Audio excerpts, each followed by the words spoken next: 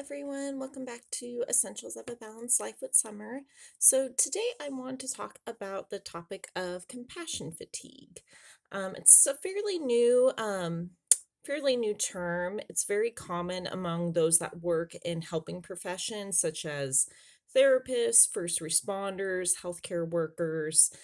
And you'll see me kind of look back and forth here between the video and my laptop here, just as some reference points. But so, in terms of the definition of compassion fatigue, is that it's what happens when someone that cares for a traumatized person begins to experience emotional strain as a result of their work.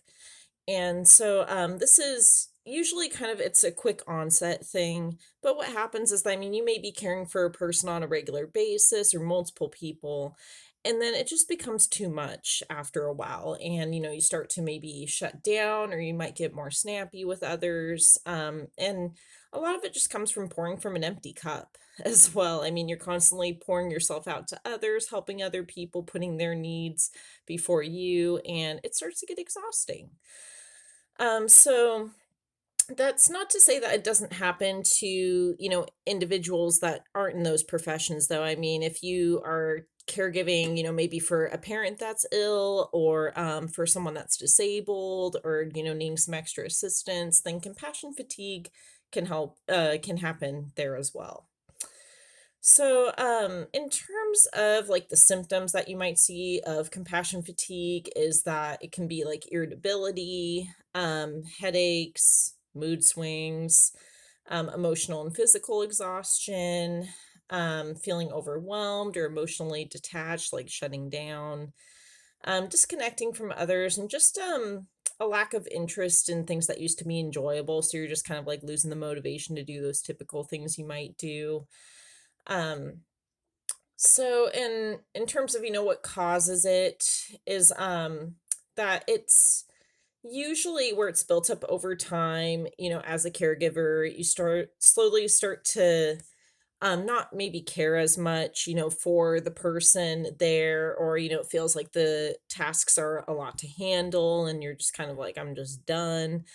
The thing is that this is different from burnout, though. So with burnout happens over a period of time there, and you may have in burnout little moments of, good periods or excitement, and then after that it just kind of is stagnant, and then you might kind of have dips, but just it's over time, versus compassion fatigue comes on more quickly, and it can be very intense at times there. And so, when someone asked me to cover, this topic of compassion fatigue, they also wanted to know, like, what kind of care do those that experience compassion fatigue need? And that's a good question.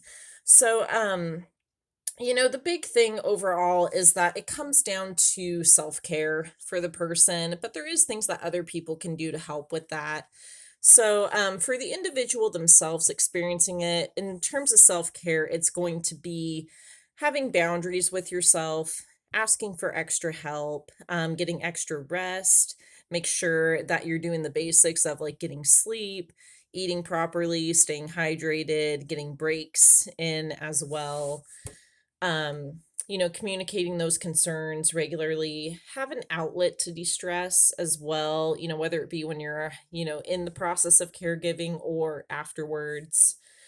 Some people prefer to do journaling, so the things that may be hard to express in words to other people, you can put into writing, keep it to yourself, or you can even throw it away afterwards, whatever you choose.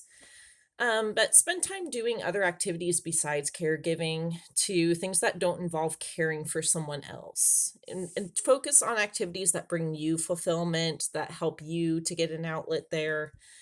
Um, if you get PTO, like paid time off, take some time off there, or, have other people take charge if they can.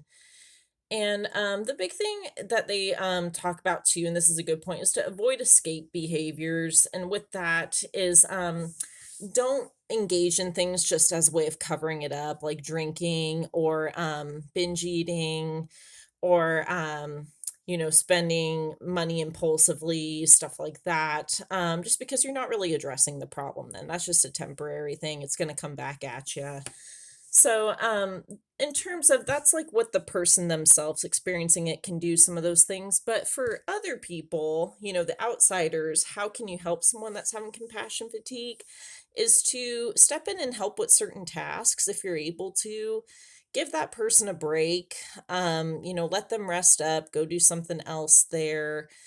Be a listening ear when it comes to frustrations and, be supportive, validate where they're coming from. Everybody loves to be supported and validated, speaking from a therapist perspective. I mean, if you just, accept the person, hear where they're coming from, actively listen to them, you're pretty golden.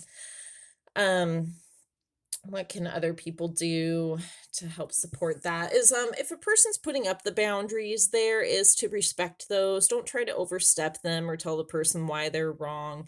What they're saying is I'm done. I need a break. I'm at my limit. So respect that in the person there and do what you can to help them.